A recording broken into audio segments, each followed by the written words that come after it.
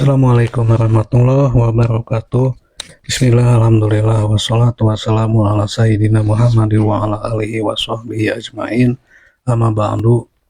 Asyhadu an la ilaha illallah wahdahu la syarikalah wa asyhadu anna Muhammadan abduhu wa rasuluh. Allahumma rzuqna fahman nabiyyin wa hifdzal mursalin wa ilhamal malaikatil muqarrabin. Allahumma nawwir qulubana bi nur hidayatika kama nawartal arda bi nur syamsika abadan abada. Birahmatika ya arhamar rahimin.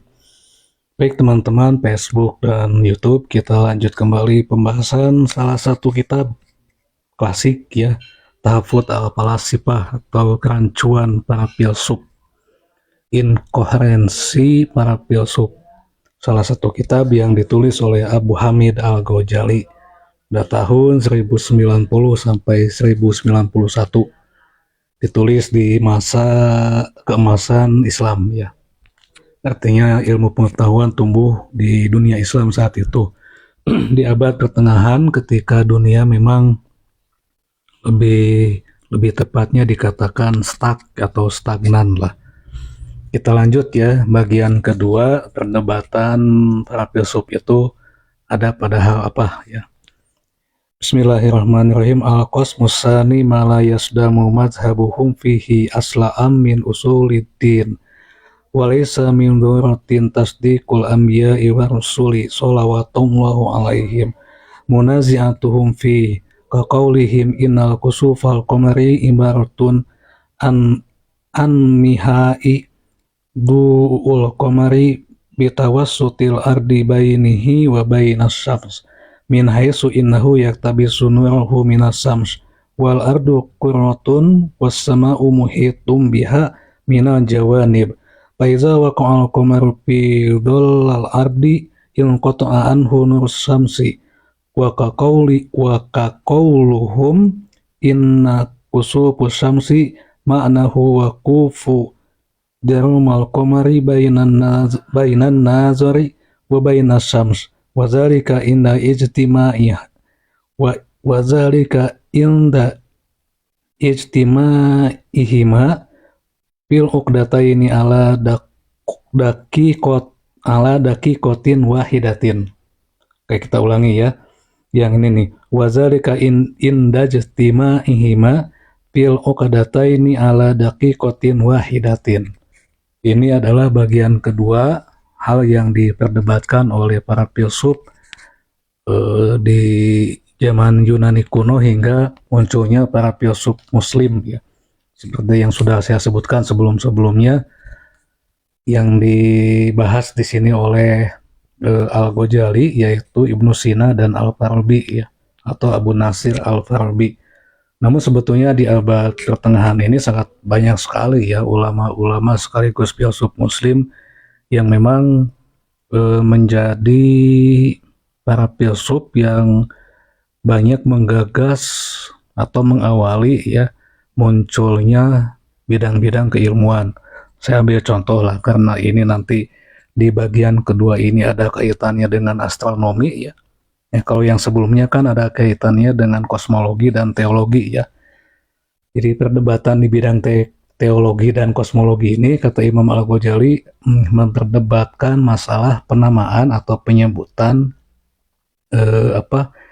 Soniul Alam ya, pencipta alam. Nah, di bagian kedua perdebatan itu sudah menyentuh pada tentang alamnya, kejadian-kejadian atau fenomena alam. Nah, munculnya perdebatan ini ya, hal-hal yang ada kaitannya dengan alam itu karena memang didasari ya oleh adanya dalil-dalil di dalam Al-Qur'an yang menjelaskan tentang alam ya. Saya ambil contoh kan, inna fi khalqis samawati wal ardi wa ikhtilafil lail wan nahar. Itulah yang menjadi pemantik munculnya ulama-ulama di dalam memikirkan fenomena yang ada di alam semesta ini. Saya ambil contoh lagi lah, praktik saum saja misalkan itu kan mesti melibatkan pengamatan manusia terhadap bulan kan, kemudian pengamatan manusia terhadap gerak semu bulan terhadap bumi kan. Ini yang bukan gerak semu ya, gerakan bulan, betul ya, putaran bulan atau rotasi bulan dan revolusi bulan terhadap bumi. Nah itu eh, salah satu ya, karena masih banyak sekali ya penyebab kenapa pada abad pertengahan ini ulama-ulama dan filsuf muslim ini sangat menggandrungi, bahkan menemukan hal-hal yang sebelumnya tidak ditemukan. Saya ambil contoh misalnya Al-Battani ya. Itu Al-Battani itu salah seorang astronom muslim yang yang menemukan, kalau tidak salah itu astrolabe ya. Astrolabe itu alat yang bisa digunakan untuk mengukur ketinggian benda-benda langit dari bumi gitu. Sok coba bayangkan ya, itu hebat kan. Kemudian ada juga Al-Farghani ya. Al-Farghani ini adalah seorang astronom sekaligus geometri. Jadi memahami betul masalah matematik di bidang geometri. Kemudian ada Al-Biruni ya. Kalau Al-Biruni ini malah seorang polimath ya. Polimath itu artinya dia menguasai berbagai disiplin ilmu. Nah, di sini bagian kedua ini perdebatan ini seputar masalah fenomena alam ya. Saya bacakan dulu ya. Al-Kosmusani. Bagian kedua perdebatan para filsuf, mala yasdumu, tidak mala itu tidak yasdumu, mempersoalkan lah, atau tidak bertentangan ya, tidak bertentangan atau tidak adanya pertentangan atau tidak kontradiktif mazhabuhum, mazhab atau doktrin-doktrin para filsuf itu fihi di dalamnya aslaan min usuliddin, dengan hal yang ada kaitannya dengan pokok-pokok agama. Atau usuluddin itu kan pokok-pokok agama. Salah satu pokok agama yang dibahas di sini, walaisa min dhawiratin tasdiqul anbiya wa rusuli. Jadi tidak ada penyangkalan terhadap kebenaran adanya nabi-nabi dan utusan-utusan Allah ya. Sholawatullahi alaihim, kata Imam Al-Ghazali ya. Jadi sholawat semoga dilimpahkan kepada nabi-nabi dan rasul-rasul tersebut. Oke, kita ulangi. Al-Kosmusani bagian kedua perdebatan antara filsuf, mala yasdumu, tidak berlawanan atau tidak bertentangan mazhabuhum, mazhab-mazhab atau pikiran-pikiran atau doktrin para filsuf itu fihi di dalamnya aslaan min usuliddin, dengan kaidah atau pokok-pokok agama. Walaisa min dhawiratin tasdiqul anbiya'i wa rusuli, dan tidak ada keniscayaan atau penolakan pembenaran terhadap nabi dan rasul. Di sini ada jeda ya. Jadi kalau dilanjut begini, munazza'atuhum fi. Jadi tidak ada pertentangan di dalamnya. Nah, jadi artinya begini, pandangan kedua ini ya, perdebatan yang dilakukan oleh para filsuf di zaman itu, yaitu mengenai hal-hal yang ada kaitannya, tidak bertolak belakang sama sekali gagasan-gagasan filsuf itu dengan prinsip-prinsip atau usul atau pokok agama. Pokok agama yang perbedaan ini tidak muncul masal dengan tidak muncul dan tidak ada kaitannya dengan pembenaran terhadap nabi dan rasul. Nah, jadi perdebatan ini kata Imam Al-Ghazali munazza'atuhum fi. Jadi ya tidak perlu ditanggapi ya, tidak perlu ditanggapi meskipun pada akhirnya di kosmos salisu ya, atau di mana nantilah ya, di bagian ketiga ini memang sudah mulai muncul atau sudah mulai meruncing. Imam Al-Ghazali itu melakukan bantahan-bantahan yang logik ya terhadap apa yang dikemukakan oleh para filsuf. Jadi yang ketiga, perdebatan ini muncul ya tidak ada sangkut pautnya dengan masalah prinsip agama, atau perbedaan yang muncul ini tidak ada kaitannya sama sekali dengan membenarkan ajaran yang dibawa oleh para nabi. Jadi tidak ada kaitannya ya. Jadi lebih lebih banyak memperdebatkan hal-hal yang sifatnya memang ada kaitannya dengan fenomena alam. Saya bacakan lagi.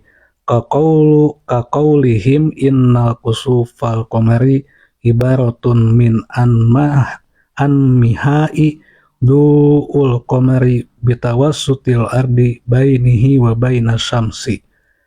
Seperti ucapan para filsuf, sesungguhnya gerhana bulan itu bisa diibaratkan ketika cahaya bulan, ya terhalangi ya bitawasuti, atau tawasut itu kan wasit tengah-tengah ya. Di sini Imam Al-Ghazali menggunakan kata bitawasuti, itu bisa dimaknai interposisi ya. Interposisi al-ard, bumi, bainihi, di antara bulan ya, wa bainas syams, dan matahari.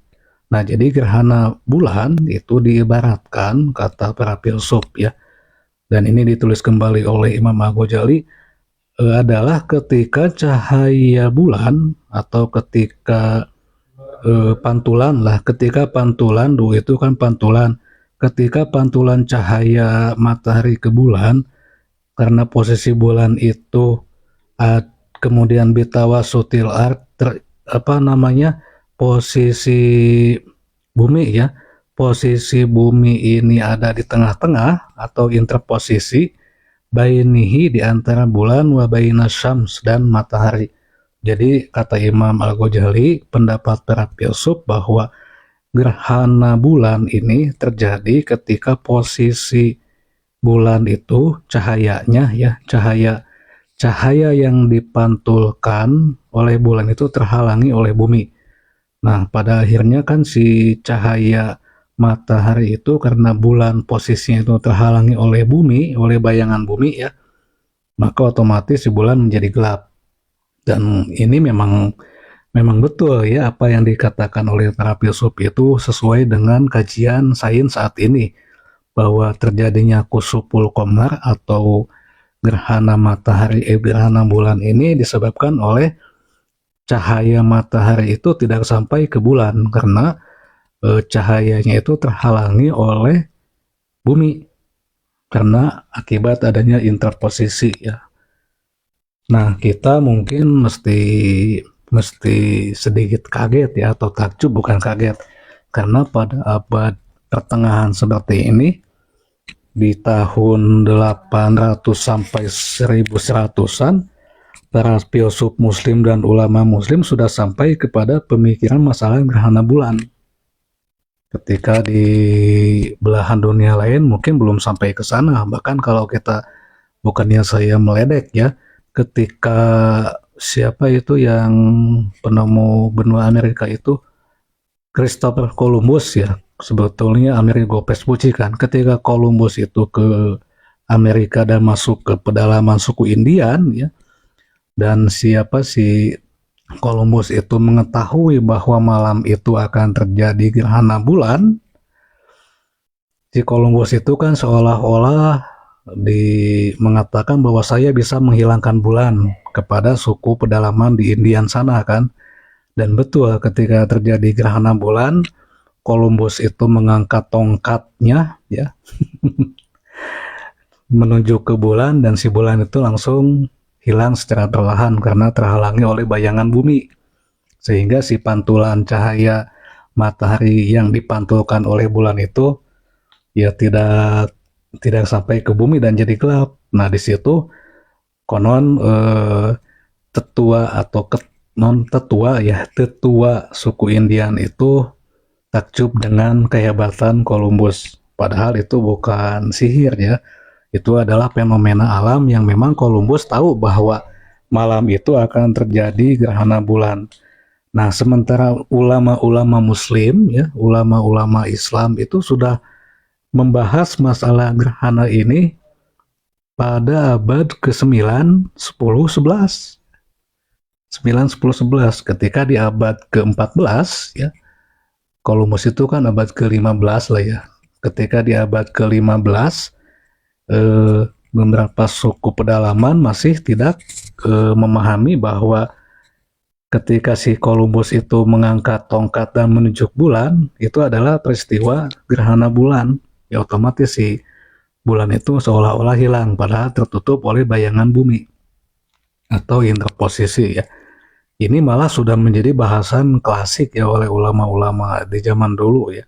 Dan saya mesti takjub juga karena pada zaman itu kan belum ada alat-alat seperti teleskop atau alat-alat yang memang bisa mendukung penelitian benda-benda angkasa.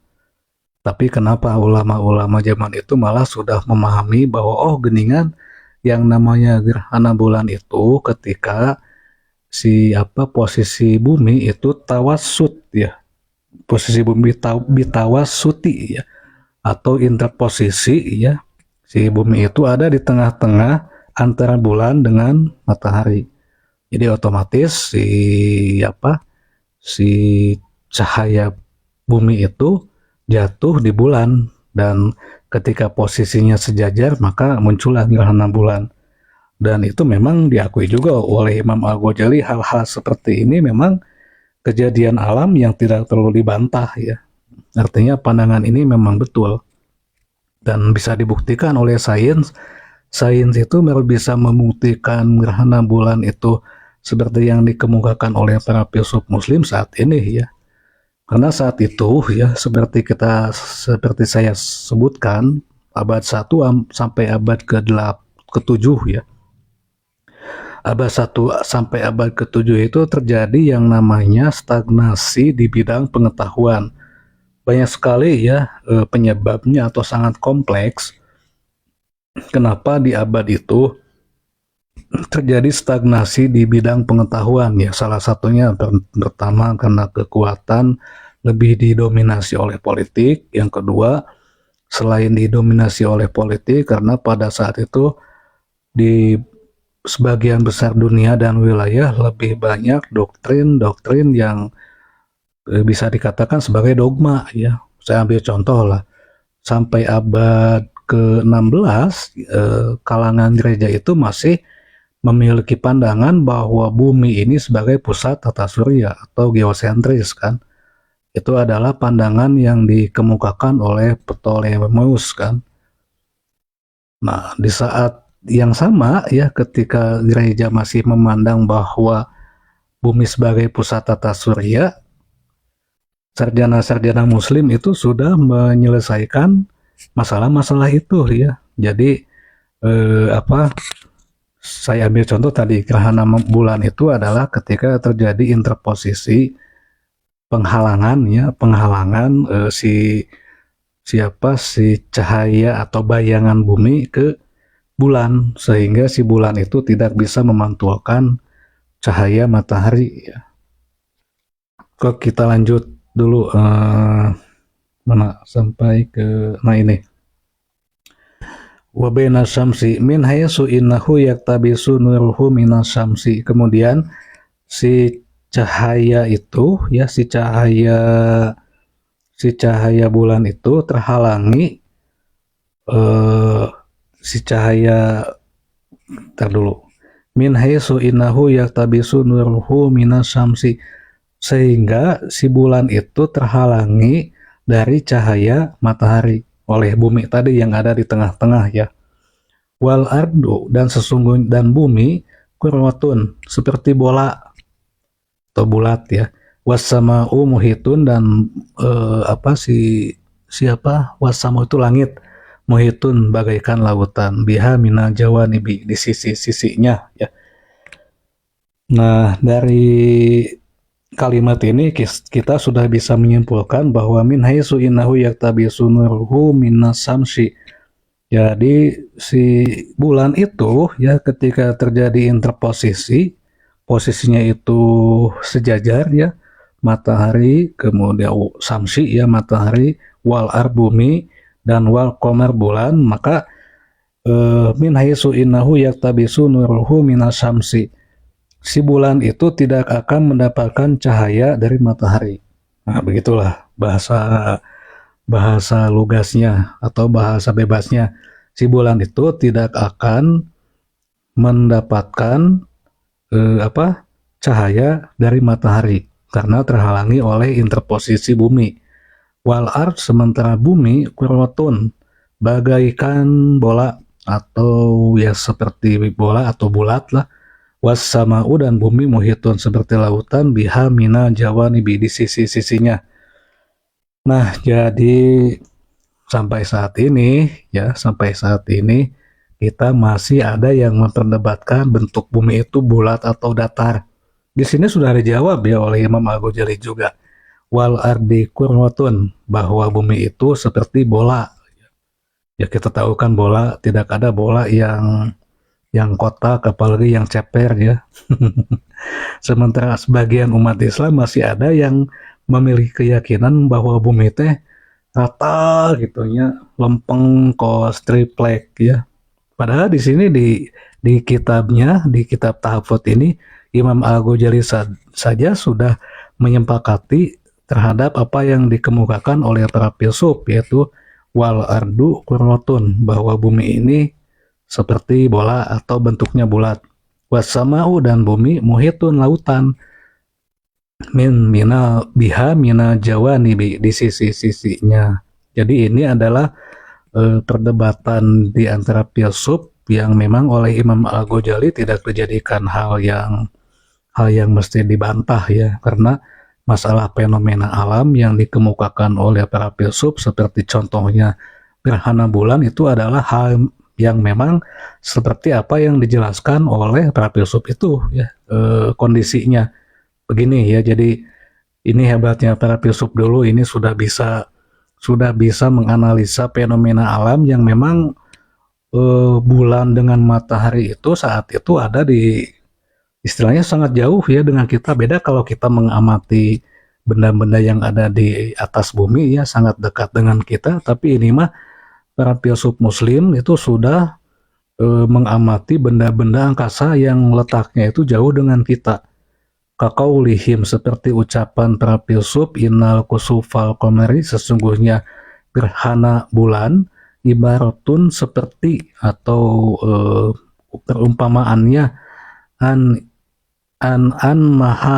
in mahai, seperti duul qamaru, si bulan itu hilang atau tertutupi, bitawas sutil ardu, karena ada di tengah-tengah ya si bumi ini. Bitawas sutil ardu, karena terjadi interposisi bumi, bainihi, di antara bulan, wa baina syamsi, dan di antara matahari. Jadi si bulan itu, si bumi ini ketika gerhana bulan itu posisinya ada di tengah-tengah, sehingga cahaya pantulan si cahaya matahari ke bulan itu terhalangi ya oleh bumi, dan si bulan menjadi poek atau gelap. Min haitsu innahu yatabisu nuruhu minasyamsi, sehingga si bulan itu tidak mendapatkan pasokan cahaya dari matahari. Wal ardu kurtun, dan bumi itu seperti bola atau bulat. Wasama'u, dan langit itu muhitun seperti lautan. Biha mina jawanibi, di tengah-tengahnya. Faiza waqa'al qamaru, dan ketika si bulan itu hilang ya, fi dolil ardi, di mana dolil ardu, di dalam kegelapan bumi ya, artinya terhalangi oleh cahaya atau bayangan bumi, in qata'a, maka terputuslah anhu nur samsi, cahaya matahari itu. Jadi ketika si bulan itu ada di samping di sebelah bumi ya, dan terhalangi oleh bumi, oleh bayangan bumi, in qata'a, terputuslah anhu, si bulan itu, nur samsi, dari cahaya matahari. Ini proses gerhana bulan yang dikemukakan oleh para filsuf, dan ini memang betul ya seperti ini. Yang kedua nih, para filsuf juga sudah membahas atau menyelesaikan teori tentang gerhana matahari. Wa kaqaulihim, dan seperti ucapan para filsuf, inna kusufa syamsi, sesungguhnya gerhana matahari, maknanya waqaufu jarmal qamari bainan nazari, ketika bulan itu ada di antara penglihat pengamat ya, penglihat itu. An-nazari, di antara pengamat, pengamat itu kan ada di bumi ya. Wa baina syamsi, dan di antara matahari. Jadi kalau posisi gerhana matahari menurut para filsuf itu ketika posisi bulan itu ada di tengah-tengah. Di tengah-tengah. Nah, ini hebatnya nih ya, hebatnya filsuf dulu. Kalau gerhana bulan ya itu menyebutkannya itu utuh ya, utuh benda-benda angkasanya. Di dalam gerhana bulan, para filsuf mengatakan adanya komar, bulan ya, kemudian adanya al-ard, bumi, kemudian asyams, matahari. Jadi sebenda-benda itu disebutkan utuh. Sementara untuk gerhana matahari ya, para filsuf itu tidak menyebutkan utuh. Yang disebutkan utuh hanya dua. Yang pertama asyams, matahari ya, yang kedua itu al-komar, yaitu bulan. Sementara untuk siapa wilayah ya, wilayah yang terhalangi oleh bayangan bulan itu oleh para filsuf disebutnya an-nazari atau pengamat. Kenapa? Ya karena tidak semua wilayah di planet bumi ketika terjadi gerhana matahari itu terhalangi oleh bayangan bulan kan. Nah, ini istimewa dan hebatnya. Jadi sekali lagi saya sebutkan kehebatannya ya. Pertama, ketika membahas gerhana bulan, para filsuf dengan ulama-ulama Islam abad pertengahan ini menyebutkan secara utuh benda-benda angkasanya. Yang pertama asyams, yaitu matahari, kemudian al-ard, bumi, kemudian al-qamar, yaitu bulan. Ketika terjadi interposisi, bumi berada di tengah-tengah, bainihi antara bulan, wa baina syams, dan antara matahari. Jadi si bulan itu kehalangan ku bayangan bumi sehingga si bulan itu tidak bisa memantulkan cahaya matahari. Nah, kenapa penyebutannya utuh? Karena para ulama dulu sudah memahami bahwa besar bulan itu lebih kecil dibandingkan dengan bumi kan. Sehingga ketika si bulan itu kehalangan cahaya, si bulannya itu terhalangi oleh bayangan bumi ya, otomatis kehalangan semuanya. Nah, beda dengan ketika membahas gerhana matahari. Di sini yang disebut utuh hanya dua, yaitu asyams dengan al-qamar. Sementara bumi itu tidak disebut al-ard, tapi disebutnya itu an-nazari atau pengamat. Nah, ini menyiratkan bahwa para filsuf dan sarjana atau ulama muslim abad pertengahan sudah memahami bahwa ketika terjadi gerhana matahari ya, tidak semua wilayah mengalami gerhana matahari total. Karena ukuran bulan itu lebih kecil dibandingkan dengan bumi. Jadi hanya wilayah-wilayah yang di mana di situ ada an-nazari, ada pengamat saja yang merasakan atau mengalami gerhana matahari. Nah, ini hebat ya. Menggunakan bahasa-bahasa yang tepat. Ini padahal tahun 800, 900, 1000, 1100 ya, abad ke-9 sampai abad ke-12 ya. Tapi sudah sampai ke arah sini pemikirannya. Wazalika inda istima'ihima fil uqdataini ala daqiqatin wahidatin. Ini hanya menyampaikan bahwa masalah gerhana matahari ini ya dengan gerhana bulan adalah sesuatu yang memang terjadi seketika. Oh, bukan gerhana bulan ya. Wazalika inda istima'ihima, dan saat ya waktu inda istima'iha pertemuan keduanya ini yang dimaksud dengan pertemuan kedua ini, pengumpulan kedua ini adalah ketika posisi bulan dengan matahari sejajar. Fil uqdata ini ada di satu posisi ya, di dua posisi yang sama, ala daqiqatin wahidatin, dan berlanjut atau berlaku hanya sekian menit saja. Nah, jadi betul ya, gerhana matahari itu tidak selama gerhana bulan ternyata. Apalagi kalau gerhana mataharinya total hanya sekian menit. Nah, teman-teman ya, jadi Imam Al-Ghazali di dalam menyikapi perbedaan pendapat masalah pengamatan terhadap alam atau fenomena alam, kata Imam Al-Ghazali, munaza'atuhum fi, ya kita berlepas atau tidak perlu memperdebatkannya karena apa yang dikemukakan oleh para filsuf alam, filsuf muslim yang fokus terhadap pengamatan seperti Al-Battani, kemudian Al-Farghani, ya, kemudian Al-Biruni, itu adalah astronom-astronom muslim yang memang sudah menjadi semacam bapaknya astronomi termasuk geometri. Bahkan Al-Biruni itu polimet ya, seorang polimet yang bisa menguasai berbagai macam disiplin ilmu dan sebagai penyempurna trigonometri.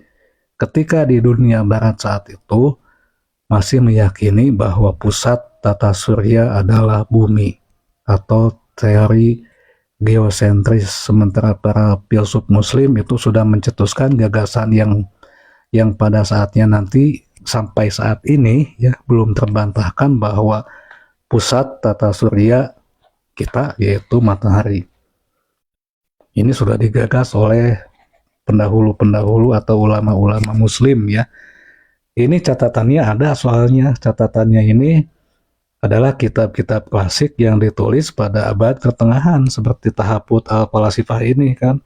Meskipun Imam Al-Ghazali ini mengkritisi pandangan-pandangan filsuf zaman itu, tetapi ternyata Imam Al-Ghazali juga seolah-olah memperkenalkan bahwa pandangan-pandangan para filsuf yang disinggung di kitab ini tidak sepenuhnya salah dan memang telah menjadi rujukan berbagai pengetahuan kan, telah menjadi rujukan bagi kemunculan pengetahuan-pengetahuan dan sains di zaman ini. Ya saya ambil contoh kan, mungkin saya dan Kit dulu ini zaman tahun 80-90-an di masyarakat kita saja masih banyak yang memiliki anggapan bahwa gerhana bulan atau gerhana matahari ini bukan disebabkan oleh fenomena alam tetapi oleh mitos. Cenah mahnya gerhana matahari teh kusabab panon poe dileg-leg ku naga. Makanya kudu nakol kentongan ya, nakol kohkolnya. Ini malah kaitannya dengan mitos ya. Nah, sementara di abad ke-9, 10, dan 11, para sarjana muslim itu sudah mengenyahkan hal-hal yang berbau mitologi. Karena di dalam sejarah peradaban manusia, mitos itu terjadi di era Yunani kuno sebetulnya ya, atau di era kerajaan Mesir kuno, mitologi kan.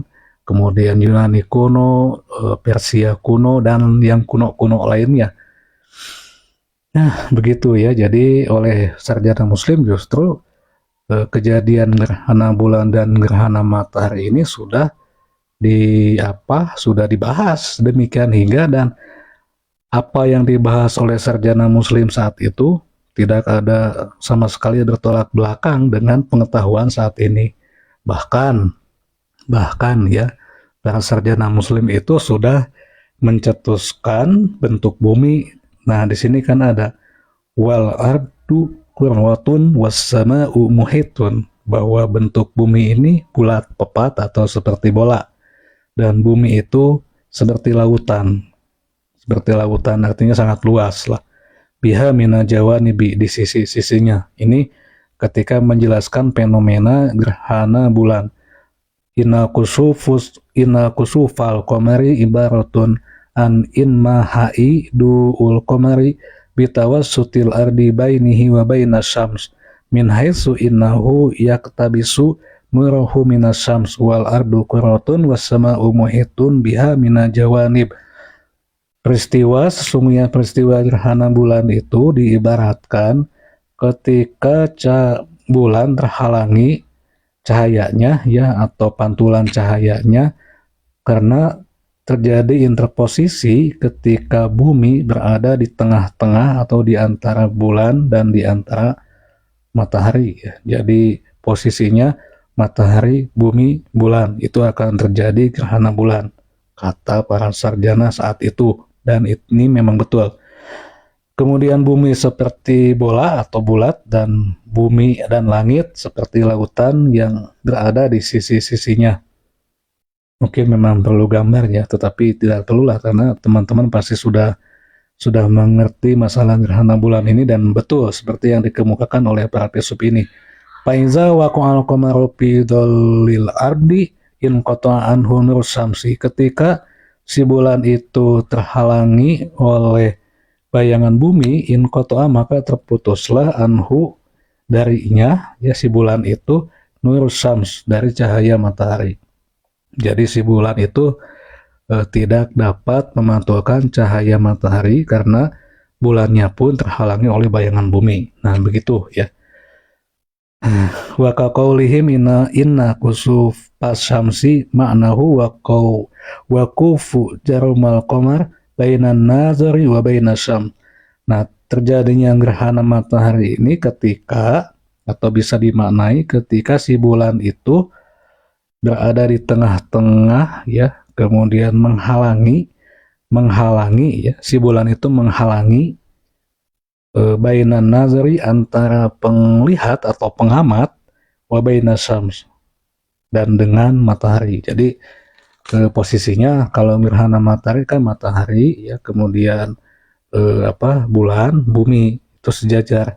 Nah, di sini para filsuf muslim saya tegaskan sekali lagi tidak menggunakan kata bumi, tapi menggunakan kata nazori atau pengamat atau ya penglihat lah, nuningali ya, karena memang mereka sudah memahami bahwa bumi itu lebih gede ya dibandingkan dengan bulan, maka otomatis ketika terjadi gerhana matahari tidak semua wilayah bumi yang saat itu siang ya bisa mengalami gerhana matahari, karena ada wilayah-wilayah yang memang saat itu tidak terhalangi wilayahnya oleh bayangan bulan.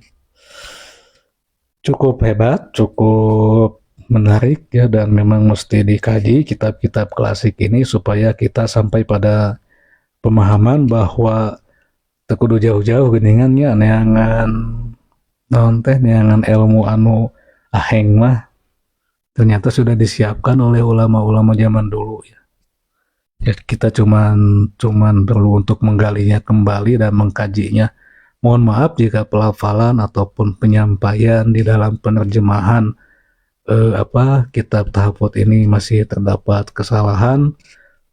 Namun yang jelas secara garis besar Imam Al-Ghazali di bagian kedua mengenai perdebatan para filsuf ini tidak perlu dibantah, karena memang ini fenomena alam yang sudah tepat ya, bahkan ketika dibuktikan oleh sains pun sama sekali tidak bertentangan ya pandangan para filsuf dan ulama Islam dulu.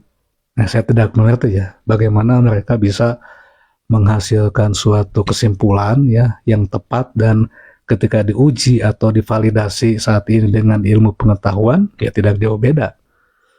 Bahkan trigonometri yang digagas oleh Al-Battani, Al-Biruni, termasuk oleh Al-Khwarizmi, ketika dibuktikan saat ini dengan rumus matematika yang sudah modern ya tidak bertentangan sama sekali.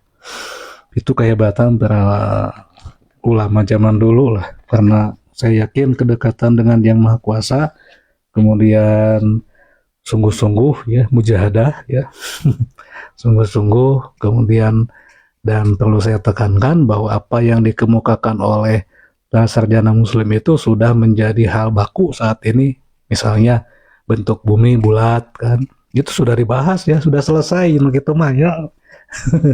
Saya bukannya angkuh ya, ini sudah selesai yang itu. Jadi kita jangan memperdebatkan lagi bahwa bentuk bumi itu bulat atau kotak atau bintang atau persegi ya. Itu sudah selesai dibahas oleh ulama-ulama zaman dulu bahwa bentuk bumi itu bulat ya. Masa kita sampai saat ini masalah yang sudah diselesaikan abad ke-9, 10 dan 11 kemudian dibuka lagi, diulang-ulang lagi, masih kene mempertanyakan apakah bentuk bumi itu seperti kotak ya atau seperti naon triplek atau lonjong ya, sedangkan ulama-ulama dulu itu sudah menyelesaikannya,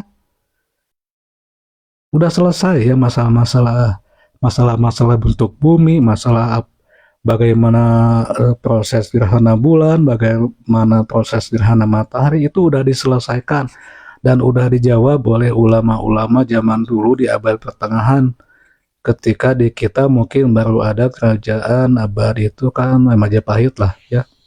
Kemudian di Sunda itu Galuh dan Pakuan ya. Ya kita masih memperdebatkan saja ya bentuk bumi ini masih diperdebatkan ya. Sementara sarjana muslim abad pertengahan, abad 9, 10 dan 11 sudah menjawab itu. Ya sayangnya kita kan memang langkah mengkaji, kemudian langkah membaca, hanya isu saja yang dikedepankan. Kalau kita membaca kitab Al-Ghazali saja, Imam Al-Ghazali Tahfudz Al-Falasifah, di bagian mukodimah saja sudah dijelaskan bentuk bumi itu wal ardu kurotun, bentuk bumi itu bulat seperti bola ya. Kemudian proses terjadi gerhana matahari itu ketika posisi matahari gerhana bulan ya, posisi matahari, bumi dan bulan sejajar.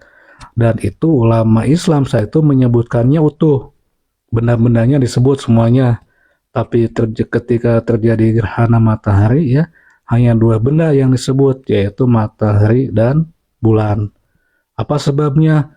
Karena untuk bumi ya tidak disebut utuh, yang mengalami gerhana matahari itu bukan buminya, tetapi an-nazari, pengamat yang kebetulan saat itu dia itu wilayahnya terhalangi oleh bayangan bulan. Hebat kan ya? Kita belum sampai ke sana, malah di dalam IPA kelas SD kelas 5, kelas 6 saja masih dibahas bahwa gerhana matahari adalah ketika posisi matahari, bulan, dan bumi sejajar. Padahal oleh ulama-ulama dulu mah bukan begitu ya. Ternyata betul sejajar, tetapi ketika terjadi proses gerhana matahari, yang disebutkan oleh ulama muslim itu hanya dua, matahari dengan bulannya. Sementara yang di bumi tidak disebut buminya, karena bumi itu tidak mengalami, semua wilayah yang ada di bumi itu tidak mengalami gerhana matahari. Hanya wilayah yang terhalangi oleh bayangan bulan. Makanya para ulama muslim menyebutnya untuk bumi ini dengan kata an-nazari atau pengamat. Yang kebetulan saat itu si pengamat itu ada di wilayah yang memang terhalangi oleh bayangan bulan, si cahaya matahari itu jadi tenepi. Di kita sampai saat ini masih ada juga yang mengatakan bahwa gerhana matahari itu terjadi ketika panon poe bade dileg-leg kunaga cenanya. Itu kan mitos ya. Jadi mitos juga memang penting ada di masyarakat. Jadi kita juga tidak usah menantang sesepan ya. Mitos itu memang penting. Memang bukan penting, memang mesti ada juga di dalam kehidupan ini.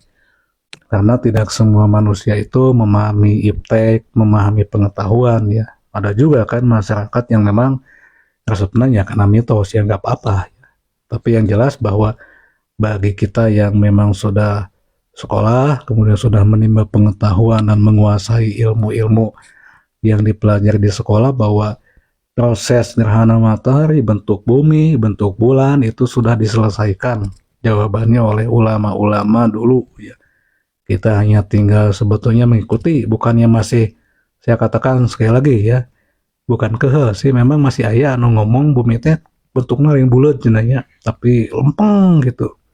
Itu kan pandangan-pandangan doktrin yang ada di abad ke-1 sampai abad ke-16 ya. Dan ini dipegang sebetulnya oleh gereja ya, ketika para pelaut Eropa itu akan mengarungi samudra ya, diwanti-wanti itu oleh pihak gereja, kade belah itu aya cenah aya tempat atau ada ujung bumi ya. Di situ adalah lembah yang sangat dalam. Nyatanya tidak demikian, karena para pelaut Eropa dan ilmuwan-ilmuwan Eropa memang sudah memahami bahwa bumi itu bentuknya bulat itu ketika terjadi transmisi pengetahuan di sarjana muslim ke Eropa ya. Begitu, mudah-mudahan apa yang saya sampaikan ada manfaatnya. Atur nuhun, mohon maaf jika banyak kesalahan. Wassalamualaikum warahmatullahi wabarakatuh.